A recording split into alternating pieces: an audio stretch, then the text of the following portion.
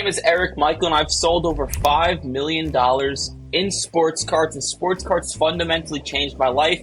Because of it, I've never had to get a corporate job, and I make these videos to help other people out as well to get into sports cards and have sports cards do what it did for me, do for them as well. And in this video, I'm going to talk about one of the most common questions I get, which is how to outsource and automate your sports card business. If you've ever seen my ads or me talk about this stuff online, you might see me talk about how you can do this completely remote. But if you think about it, that doesn't make any sense.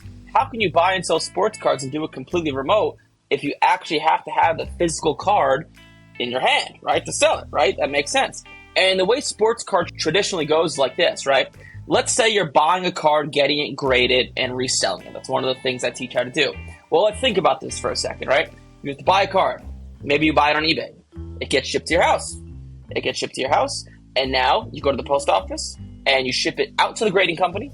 The grading company then ships it back to you, okay? And then you go and sell it, and you go back to the post office and sell it. So there's a lot of back and forth between the post office, and honestly, you can't do things like I am right now. I'm in Cabo, Mexico, and I'm still making money with sports cards, but how am I doing that if I'm not home and I can't ship anything? Well, this is how, and I broke it down in this nice Google Doc. So you're either going to utilize a consignment store or a sports card store to outsource all of this stuff. So check this out. Let me pull this up on my screen here. So I got some notes here for you. You can read this. Just as a heads up, automating your sports card business is going to make things go a little bit slower, and it's going to lessen your profits a little bit, but you don't got to do as much, okay? So it's like a question you have to ask yourself. Where am I at in life? How much time do I want to dedicate towards this? I have students that make over 6 figures a year that do it all themselves. There's students that make a little bit less, but they outsource all of it. They don't have to do as much work. So this is how it works, right? When you buy a card on eBay, instead of shipping it to yourself, you're going to ship it to a sports card store or consignment store, okay?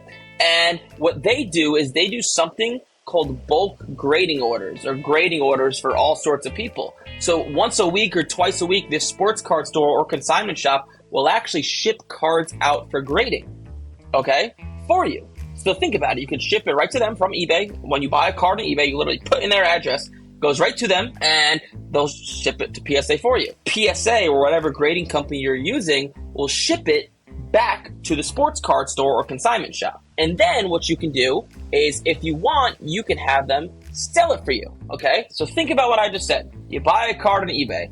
It goes right to them. They send it out for grading. And now they get it back from grading. And if you want, they can sell it for you.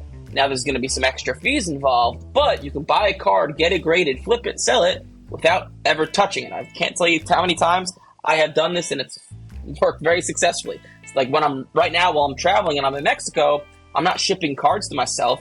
I'm shipping it to a guy I have, or a sport, I'm not going to give it away, but a guy I have that does it for me. If you're enjoying the content of the video and want to learn how to make a side income with sports cards, I spent the past 3 months putting together a training to show you exactly how it's done in detail. Sports cards has allowed me to live a life beyond my wildest imagination, and I'm thankful for the hobby every single day. That is the reason I teach sports cards, and I'm so passionate about it. At the end of the training, we offer a paid program where you can work closer with me. However, I do not want you joining until you've watched the training I put together. It will show you exactly what's inside the program and how to make money with sports cards, and from there, you can make an educated decision. If you'd like to sign up for the training, either scan the QR code on the screen or text the word Eric to 973-755-9486, or click the link in the description. Just to repeat it, if you'd like to sign up and watch the training, scan the QR code or text Eric to 973-755-9486, or click that link in the description. Now let's get back to the video. There are pros and cons to this, okay? So keep in mind, there are pros and cons. Pro, fully remote, all right? And also, it's efficient. This isn't something people think about, but when you start to do sports cards at a bigger scale, I can't tell you how many times. This has happened to me so many times. I'll find a card in my closet or under a pile of cards, and I'm like, oh shit, this card I was supposed to send out 2 months ago for grading, and I didn't. If you're sending it to a sports card store or a consignment shop, they're probably going to be more efficient than you because this is their whole sole focus. So it's cool. And also, you don't have to deal with the paperwork of sending out a card to get graded, which is, to me, is like a pain. But when you buy a card and you get it shipped to you and you send it to the grading company, you don't just send it to the grading company. You have to fill out paperwork on your account, log what card it is, the value, all that stuff. So you don't have to do any of that stuff. You can just buy a card, close your eyes, and you know in 4, 5, 6 weeks from now, it's going to be done getting graded, and you can have the option to sell it or not. Choice is yours. Now the cons. So there are some cons, right? It takes longer. Why does it take longer? For 2 reasons. Number one, think about this. If you send a card to a sports card shop, for example, and let's say they send cards out for grading every Wednesday. Well, if the card gets there Wednesday night or Thursday, guess what? You're going to have to wait a whole week for that card just to be sent out for grading. Also, a lot of times these sports card shops, what they'll do is they'll actually send in a lot of cards at once, right? Like 20, 30, 50, 100, 200 cards at once. And in my experience, when when you're sending cards to PSA and it's a much bigger order, it takes a little bit longer. Also, there's less profit margins, okay? So because a consignment store is going to take a fee, and they're probably going to sell it through eBay, or if not, their own shop or whatever it is, there's going to be a fee, so your profit margins are less, all right? This is the biggest one. You don't build connections, okay? This is like the biggest thing. Think about this, and I've talked about this in other videos. The last video I posted actually specifically talks about this. When you buy and sell a sports card, you can keep track of who you're buying and selling from and create these connections. So as time goes on, it actually gets easier to buy and sell cards because you have a whole database of people you've done business with. So instead of posting on eBay or Facebook or scrambling to try to sell a card, guess what? You can just go on your phone and text or hit up through Facebook Messenger. Hey, you want these cards? I just got them back. Boom. Deal done. Building those connections is huge. Once in a while, a consignment shop, I've had this happen to me, will lose a card. Had it happen, they'll just be like, I don't know where it is. They'll refund you for the card. But you do have to be aware of that.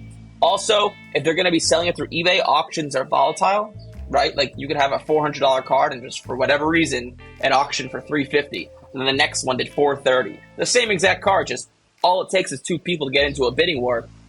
And that'll create like a, 20, 30% difference when a card's being sold. And also, kind of like I said before, you're paying eBay fees.